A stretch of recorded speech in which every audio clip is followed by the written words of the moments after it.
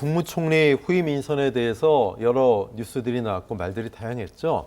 또 여러 명의 인사의 이름이 언론상에 오르내렸는데, 자, 그 가운데 뜨거웠던 인물, 최근에 이 국무총리설 박영선 전 중소벤처기업부 장관 얘기가 나왔었는데, 자, 이분은 본인 관련돼서 여러 이야기들이 나오니까 대한민국의 미래를 생각한다면 너무나 중요한 시기여서 협치가 기묘하다고 생각한다. 수많은 분이 연락, 깊은 관심에 감사. 보통 언급된 분들은 손사래를 치거나 연락받은 거 없다, 할 생각이 없다 등등의 반응이었는데, 이분은 마치 관심을 좀 긍정적으로 보면서 내가 좀 적합한 인물이 아니냐 이런 뉘앙스로 느끼게끔 좀 말씀을 하셨어요. 그리고 깜짝 뉴스는 홍준표 대구시장이 지난 16일 윤석열 대통령과 서울의 모처에서 비공개 배석 없이 회담을 했다는 거죠. 4시간가량 이야기를 했다는데, 일각에서는 홍준표 시장을 총리로 부탁한 거 아니냐, 이야기를 한 거 아니냐, 본인은 아니고 그 얘기는 아니고 일단 사람 추천을 했다, 뭐 이런 얘기들이 나왔습니다.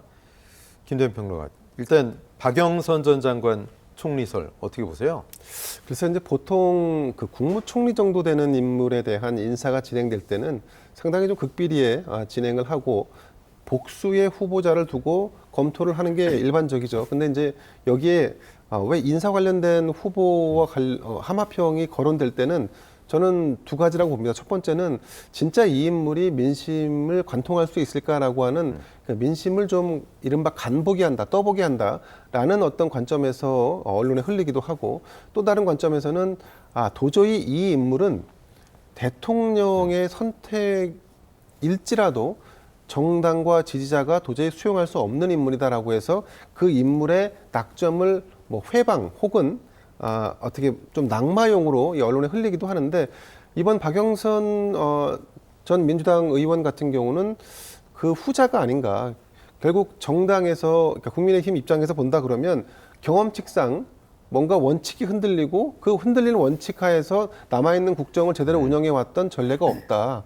결국 정당을 지지하는 지지자와 이 지금 수권 정당인 국민의힘을 믿고 함께 가고 거기서 머리를 맞대야 된다라고 하는 이런 요구가 이제 부딪히고 있는 상황이 아닌가. 근데 그럼에도 불구하고 저는 박영선 장관 카드를 윤석열 대통령, 국무총리 카드를 윤석열 대통령이 꺼냈다고 한다면 그건 한번 시도해 볼 만하다라고 봅니다. 기본적으로 두 사람은 과거 법사위원장, 국회 법사위원장을 박영선 전 의원이 맡았었고, 그 당시에 이 검찰에 이를테면 사실 좀 약간 소외돼 있는, 쫓겨나서 지방에 가 있는 이런 어려운 시국을 거치던 윤석열 당시 검사가 뭔가 이제 인연을 맺었고, 또 그 과정에서 특히나 윤석열 검사가 대통령까지 가게 되는 가장 중요한 단초였던 나는 사람에게 충성하지 않는다라고 하는 이런 발언을 했을 때 그 법사위에 멍석을 깔아준 인물이 박영선 당시 의원이라는 거 아니겠습니까? 자, 그래서 그런 의미에서 본다 그러면 저는 대통령이 사실은 무작정 아무 고민 없이 이런 걸 꺼내놓지 않았을 거라고 보고, 네. 그리고 무엇보다도 민주당이 지금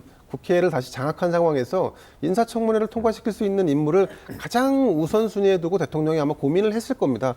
그러다 보니까 자당 소속의 혹은 보수 진영에 있는 인사보다는 과거 민주당에 몸담았거나 혹은 중도 진영에 있는 인물을 우선적으로 검토를 하는 것 같습니다. 자, 근데 여기서 이제 한 발 더 나가면 대통령이 그럼 여기까지 고민했을까? 저는 이제 여기서 한 발 더 나가면 이른바 야당을 좀 흔들어서 궁극적으로는 자신의 남아있는 임기 동안 국정의 전개를 개편하는 식의 방식의 이런 돌파구를 좀 마련하려고 하는 이런 아이디어를 착안을 김한길 국민소통위원장이 제공한 것이 아닌가, 이렇게 추측을 해봅니다. 어쨌든 박영선 의원이 지금 미국 가서 공부를 하고 반도체 관련된 공부를 더 했다는 거 아니겠습니까? 책도 쓰는 걸로 알고 있어요. 책도 썼고, 네. 예, 그래서 대통령에겐 이런 것이 상당히 좀 의미 있게 다가갔을 텐데, 저는 이제 좀 제가 당부드리고 싶은 것은, 장해찬이라고 하는 청년 참모라고 하는 분이 가끔 이런 표현을 씁니다. 무소의 풀처럼 혼자서 묵묵히 가겠다라고 했는데, 대통령은 그런 집념과 고집이 굉장히 강한 스타일입니다. 원칙과 자신이 이 개혁 의제, 개혁 아젠다로 내놓은 것들을 어떤 방식으로든지 완수하겠다라고 하는 나름의 소명의식이 있다면, 네. 저는 지지율도 고민하지 말고 야당도 사실은 고민하지 말고 국민만 바라보고 개혁 과제를 진행하시라. 어차피 지금 현재의 지지율을 다시 복구시키거나 혹은 야당과 손잡는다고 해서 본인이 추구했던 국정 운영을 현실화시키기는 어렵습니다. 그렇다고 한다면 지금 윤석열 대통령은 네네. 오히려 편안한 심정으로 이 나라의 이 국가에 필요한 개혁 과제를 밀고 나가는 것이 지금 현재 선택 과제 아닌가 싶습니다. 네.